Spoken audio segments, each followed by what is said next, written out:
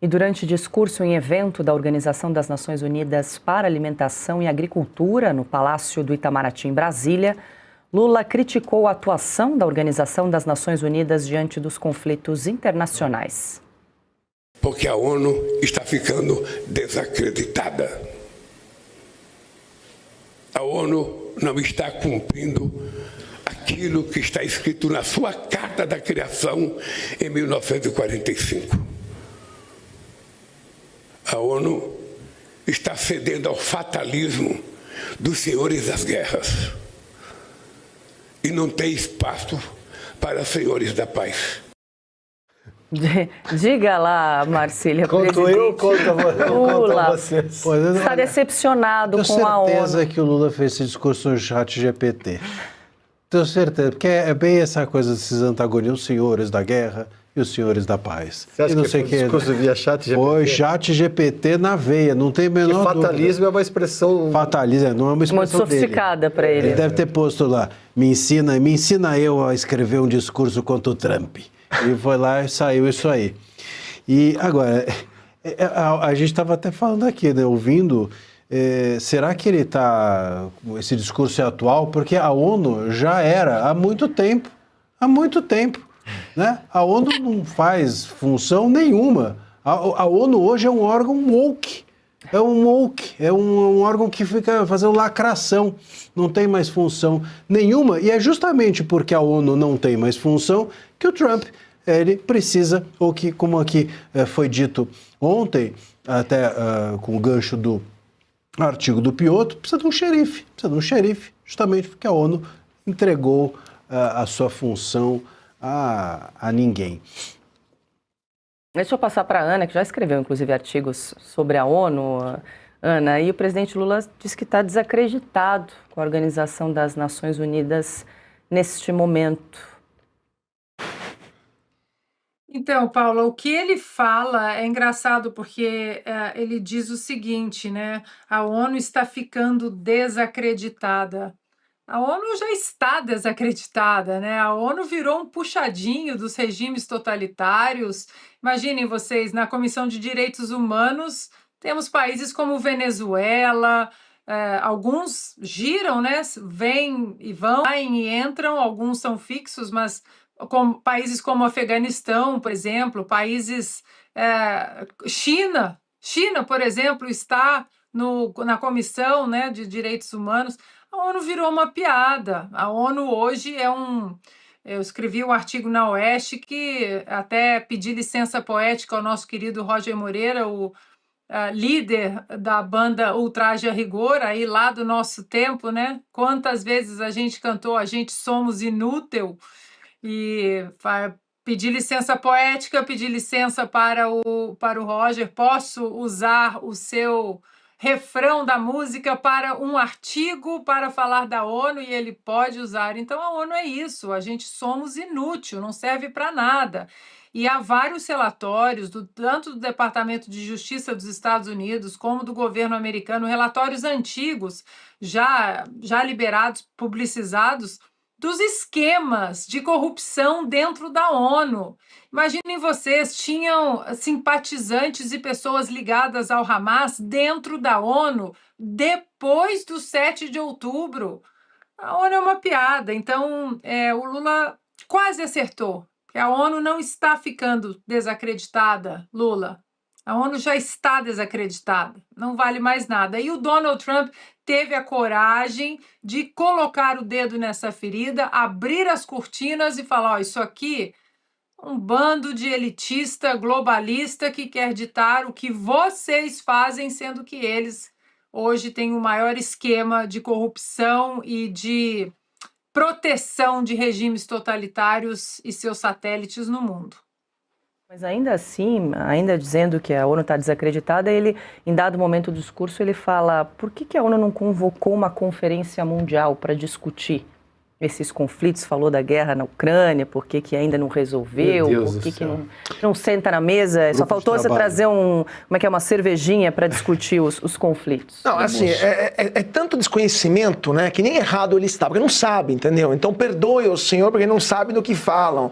Não, eu só discordo, professor Marcília, eu acho que não é o ChatGPT, aí é um problema etílico mesmo, é um problema de natureza alcoólica, porque não é possível falar tanta baboseira estando sóbrio, né? Lula, não, se você colocar um mapa geográfico e perguntar para o Lula onde fica o Irã, ele não vai saber te indicar. E o Lula, muito menos, vai saber te indicar onde fica a ONU. Né?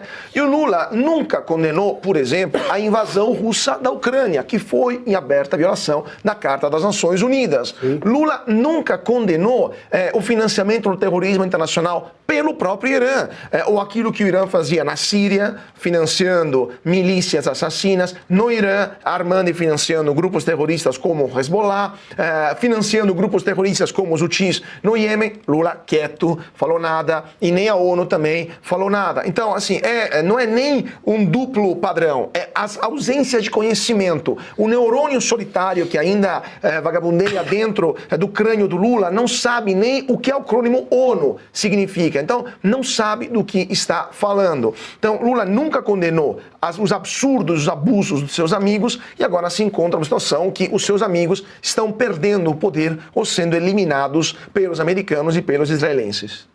Piotr, para fechar. Rapidamente, o Caute já foi ao ponto aí desse uso falacioso da ONU pelo Lula, mas eu vou pegar aqui do ponto de vista, digamos, mais filosófico, genérico, né? Essa tese do multilateralismo, ela é sedutora. Você imaginar uma organização que vai ali convocar todos os países numa concertação de nações para decidir tudo ali diplomaticamente, é um negócio bonito. Dá até vontade de ter um negócio desse, eu não sou contra. Aliás, a ideia da ONU no pós-Segunda Guerra Mundial, que substituiu a Liga das Nações, que foi incapaz de evitar a Segunda Guerra Mundial, é justamente no seio deste objetivo. O problema é quando se torna ineficiente, o problema é quando se torna omissa. O problema é quando se torna woke, globalista, sem se preocupar com os cidadãos todos do mundo. Imagina só, quando você vê esses vídeos dessas moças, essas meninas dançando iranianas, comemorando a deposição, né, a morte do Ali Khamenei, do Ayatollah, então líder supremo do Irã, não espanta, porque antes emociona. Essas pessoas estão desde 1979, só para nos referirmos ao caso iraniano, elas estão desde 1979, quando da Revolução Islâmica que impôs o regime dos ayatollahs e acabou com o que era o Irã, elas estão esperando a ajuda do multilateralismo da ONU há 37 anos. Essa ajuda nunca chegou. As mulheres estavam sendo açoitadas, perdendo todos os seus direitos, homossexuais, ou qualquer pessoa que simplesmente divergisse dos ayatollahs. Essas pessoas foram mortas, 30 mil. O que o multilateralismo, a ONU, conseguiria dizer, ou o próprio Lula, às famílias dos mais de 30 mil mortos, recentes agora, em que o governo dos ayatollahs simplesmente matou seus próprios cidadãos por divergência política quando essas manifestações eclodiram recentemente no Irã. Então, essa tese do multilateralismo, sim, ela é sedutora. É até normal que alguém diga assim, mas seria ótimo, se tiver... Seria ótimo. Só que veja só, alguém hoje em sã consciência, com honestidade intelectual, condenaria o dia D? E o que foi o dia D? Os aliados foram lá, decidiram invadir aquele terreno e tirar, na base da força, um ditador sanguinário, que não estou falando, me referindo, obviamente, a Adolf Hitler e o nazismo dele, que provocava o terror na Europa e no mundo. Então, é a mesma coisa que aconteceu agora. Tinha um tirano no poder. Na Venezuela, agora, recentemente, que os Estados Unidos intervieram, mas agora, menos de 2 meses depois, no Irã. Nós estamos falando, chega uma hora que alguém que tenha força e competência entre em ação. A gente está chamando de xerife, eu chamei de xerife no artigo que assinei para o site no final de semana. É isso. E só os Estados Unidos tinham poder de mobilização militar para isso, junto com a inteligência de Israel, que conhece o terreno como poucos. Deixa eu voltar com a Ana, que a nossa produção rapidamente resgatou o artigo, Ana, que você publicou com aquele título A Gente Somos Inútil, e compartilhamos na tela com a nossa audiência. É um artigo exclusivo para assinantes. A gente gosta sempre de fazer esse link para trazer sempre repertório a mais para quem acompanha o Oeste Sem Filtro, gosta do nosso conteúdo e, claro, principalmente a assinante da nossa revista digital. A gente faz essa dobradinha, né, Ana, que é tão importante, né, porque os artigos ali é a forma que nós temos também de cadastrar, catalogar tantos assuntos importantes sendo comentados com profundidade por vocês aí ao longo de muitos anos. Nesse artigo, Paula, eu trago exatamente a formação, né, da ONU, depois do término da Segunda Guerra Mundial, e chego até hoje, falo inclusive desses relatórios que eu mencionei, mas rapidamente, Paula, só para pegar o gancho do Caute em relação à guerra da Ucrânia, agora recentemente, coisa de 3, 4 semanas atrás, houve uma resolução que foi votada na ONU para que a Rússia devolvesse crianças ucranianas que foram sequestradas na guerra, para que essas crianças voltassem para suas famílias ucranianas.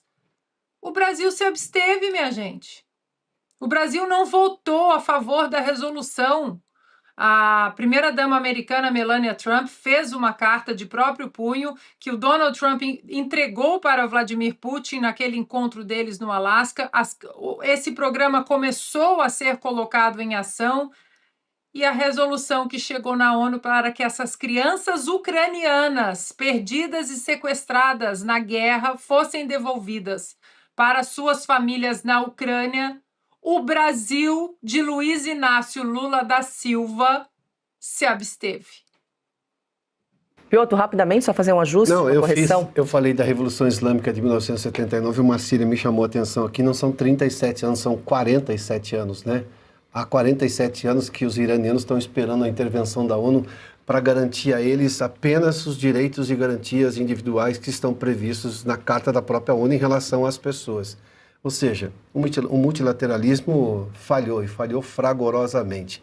Quase meio século sofrendo e nada do multilateralismo da ONU intervir.